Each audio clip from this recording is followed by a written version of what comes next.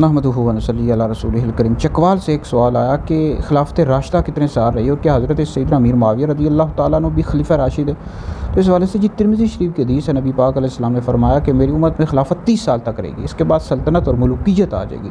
अहले सुन्नत की जो अकायद की कुतुब हैं, जैसे शरह फ़िक़्ह अकबर, शरह क़ायदे नस्बिया और दीगर कुतुब में, अकायद की कुतुब में मौजूद है कि, और बार शरीयत में भी मौजूद है कि हुज़ूर अलैहिस्सलाम के बाद खलीफा बरहक इमाम मुतलक हज़रत सैयदना अबू बकर सिद्दीक़, फिर हज़रत उमर, फिर हज़रत उस्मान, फिर हज़रत मौला अली, फिर इमाम हसन मुज्तबा, 6 महीने के लिए इमाम हसन मुज्तबा रज़ी अल्लाह तआला अन्हुम अजमईन।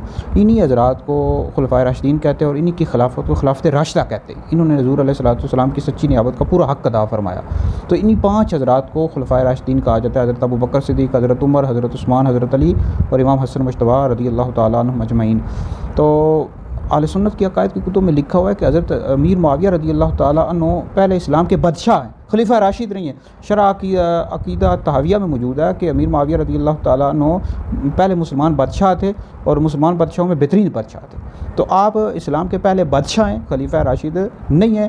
खिलाफत राशिदा हज़रत सैयदना इमाम हसन मुज्तबा रज़ी अल्लाह तआला अन्हु पर ख़त्म हो जाती है।